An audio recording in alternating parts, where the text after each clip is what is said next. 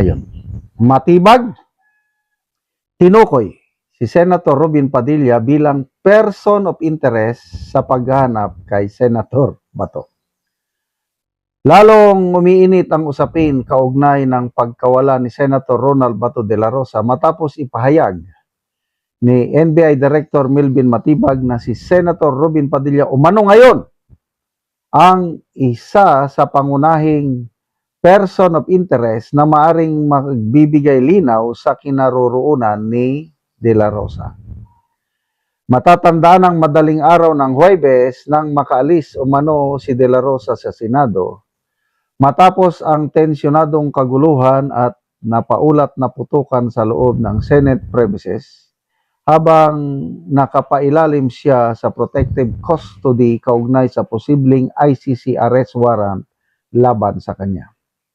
Sa isang panayam, diritsang sinabi ni Matibag, automatic po yan para sabi ko nga, kung meron pong unang-unang dapat tanungin na identify naman na si Senator Robin Padilla yung kasama.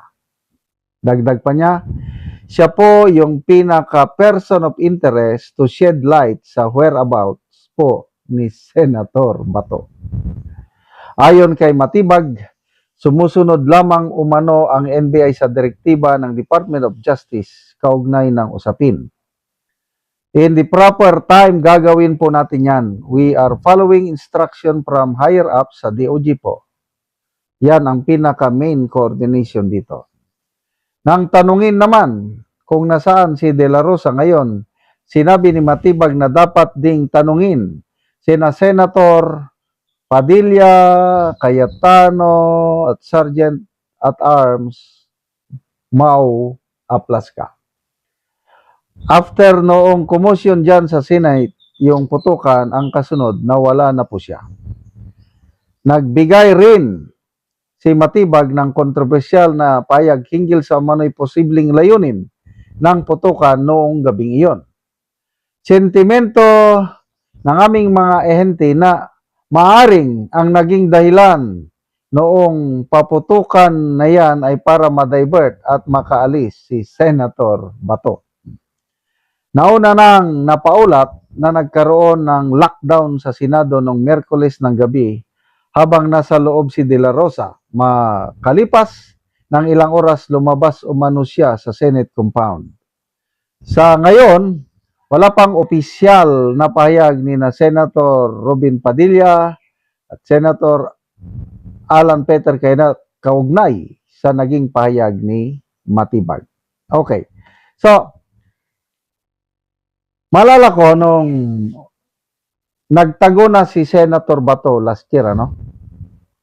So, may panawagan na babalik si Senator Bato, magpakita. Malala ko, Senator Padilla, may statement siya. Kung ako si Senator Bato, hindi ako magpapakita, magtatago ako. Ako ang number one na mag-advise sa kanya na magtago siya. Ganon.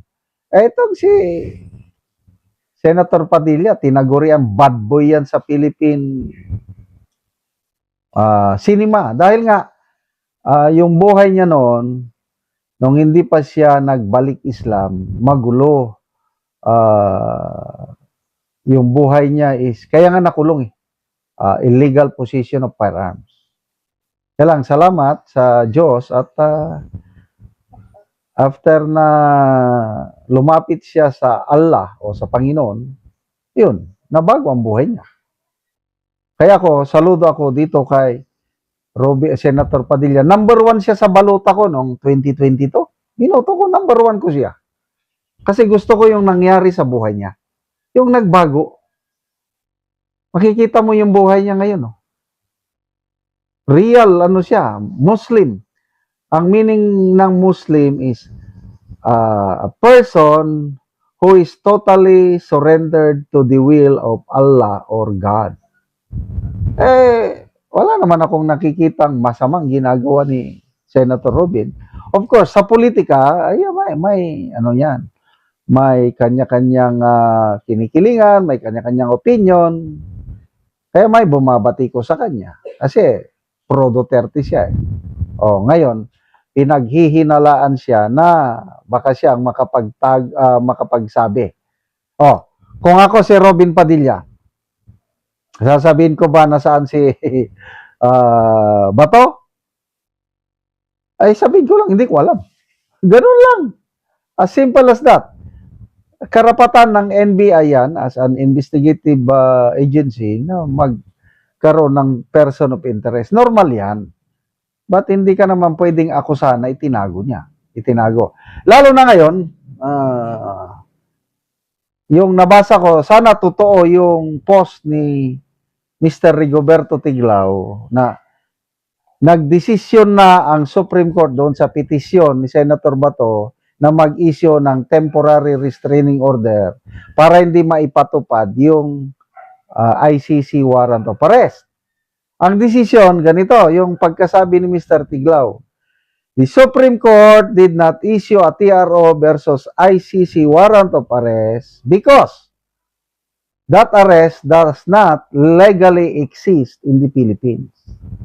Ang pagkakaintindi ko, walang visa yung ICC warrant of arrest sa Pilipinas. Illegal. Kaya to me, panalo si Senator Bato doon sa usapin ng yung kanyang petisyon dahil it does not exist. Why? Up to now, hindi nila ipinapakita yung authentic na warrant of arrest ng ICC. Sila-sila lang ang may hawak. Sina Trillanes, NBI at kung sino pa. So tama naman ang korte na bakit ako mag-issue ng TRO sa isang warrant na it does not exist here? Kasi baka wala silang ipinakita o kaya hindi authenticated. Kaya panalo, to me, I hope totoo yung post ni Mr. Tiglao, being a long-time journalist, siguro. Kasi nag-announce na si Attorney Torion na may decision na nga ang Supreme Court tungkol sa petisyon. Kaya lang hindi niya binanggit kung ano ang laman. Si Mr. Tiglao nagsabi na walang TRO dahil it does not legally exist. So panalo si Senator Bato.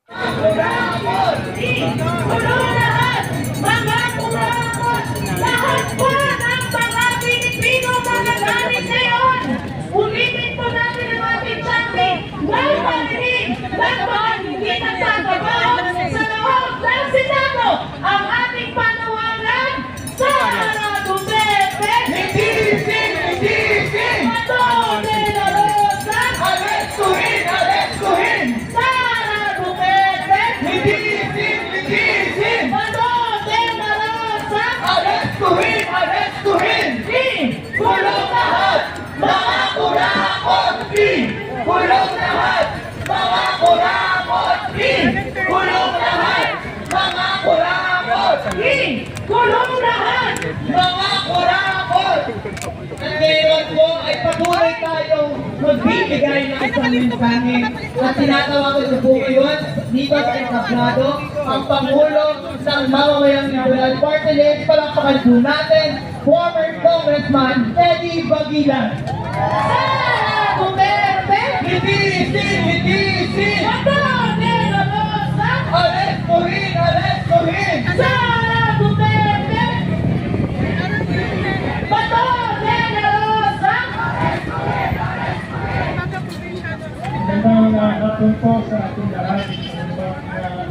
Malin, nagayuani, po maraming mga hindi po ako sigaw, pagpatuloy ko muna ng konti. Kakanta na lang muna ako sa kwento. Ang ito ay paborito kong kanta ng katutubo. Dahil ka maraming mga Ilocano, mga pamilya, mga kapalisan. Itere, kahong pa